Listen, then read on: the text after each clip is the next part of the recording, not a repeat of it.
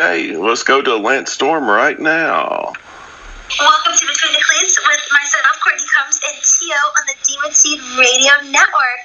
And today we have Lance Storm on the air with us. How are you, Lance, baby? I'm doing fantastic.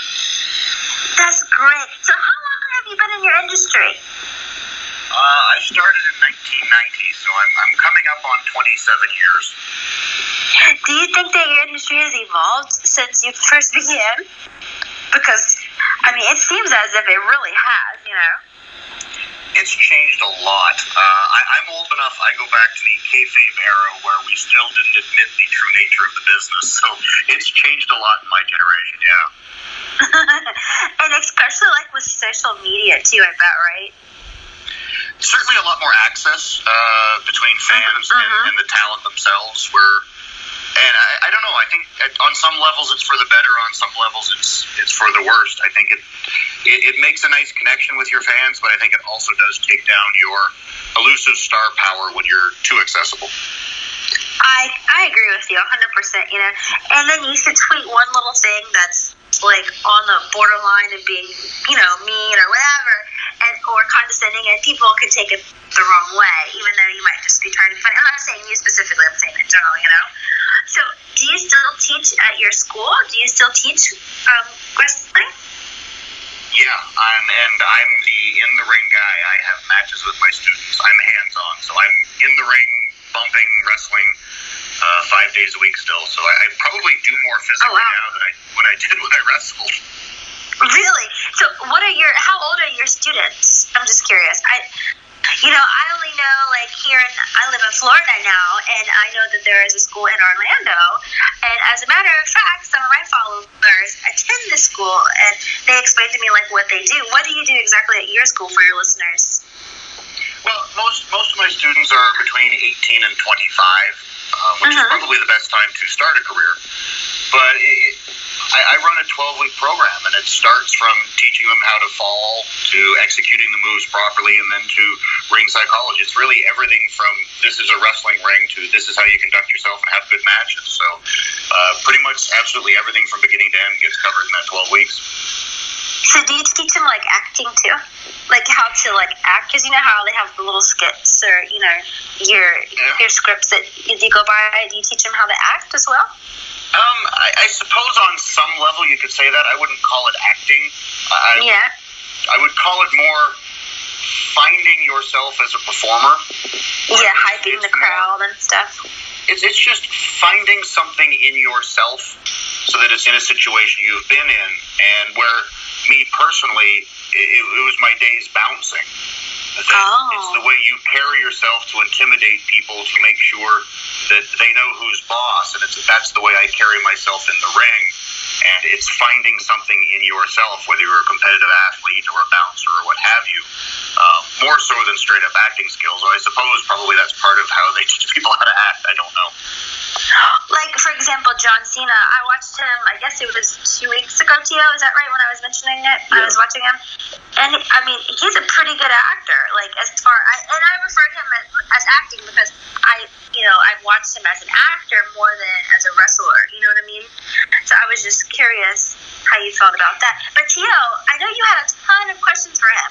Yeah, if anyone wants to have like a Lance-a-thon, they can go to the WWE Network, and you can find a whole bunch of Lance's stuff. His early work with Smoky Mountain Wrestling, his days with ECW or WCW and WWE, and they can pretty much find a lot of stuff about you, right, Lance?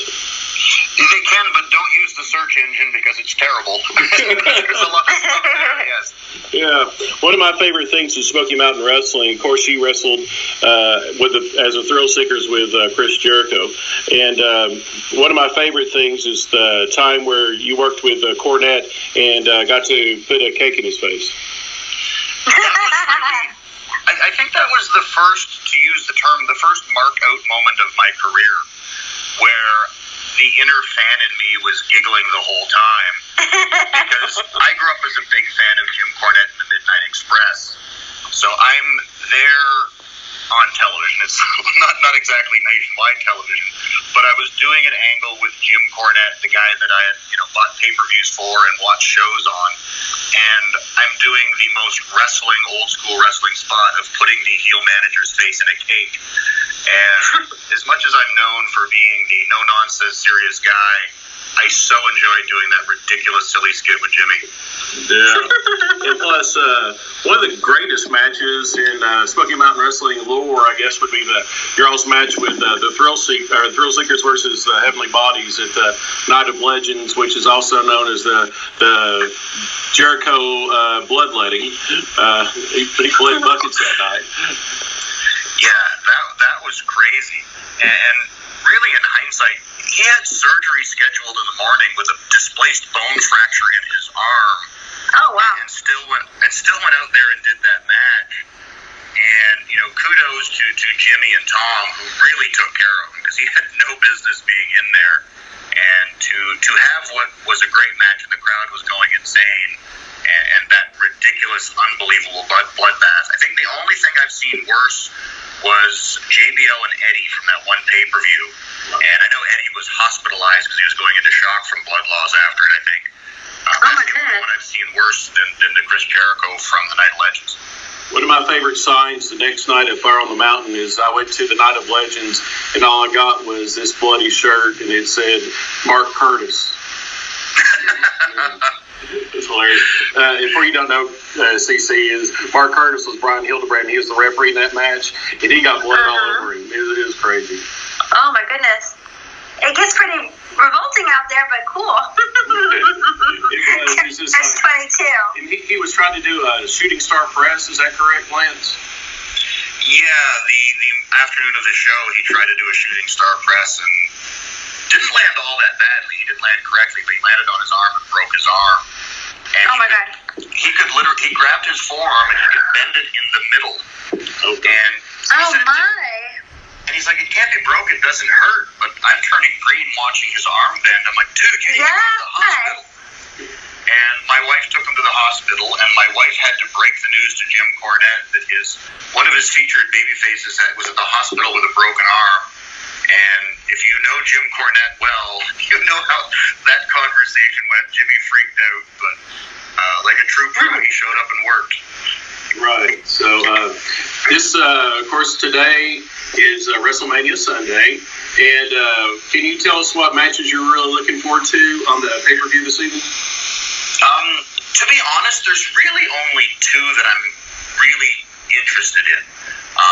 Because I'm all about the long-term build and the freshness of the match. So Chris Jericho and Kevin Owens, I think, is the one that they've done the best job with. It's been probably 8 months of friendship. They've split up and they haven't had a match yet. So that one I'm really looking forward to, and I suspect could be the best match on the show. And I like Brock and Goldberg. I'm still, as much as I was more a technical wrestler, there's something for just two big Neanderthals beating the hell out of each other. And that's what this is going to be. Bill is not known for finesse, and Brock can get as ugly as anybody in there. So it's like, I'm looking forward to that. What about The Undertaker? To be perfectly honest, once the streak was broken, my interest level for Undertaker WrestleMania matches really dropped. It was That's okay. 23 years of, no one's ever beaten him. And then when someone did, it just didn't seem to have the same meaning for me. And what about Triple H and Seth Rollins?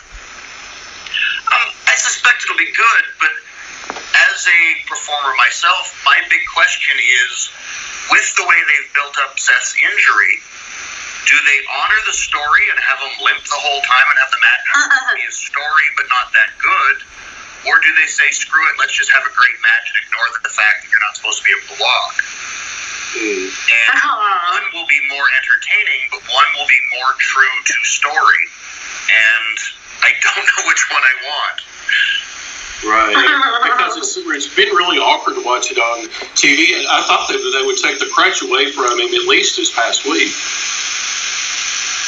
Yeah, I was really hoping that when he did the enziguri and kicked Hunter, that he would stand up and you would find out that he wasn't as hurt as we thought, and go into WrestleMania with the, oh crap, Trips is in way more trouble than we thought, Seth's not in that bad a shape, and then they could put out a more physical match on Sunday. But with him sitting on his butt in the ring holding his knee, it's like, well, if he can't walk, how good is this match going to be? Right.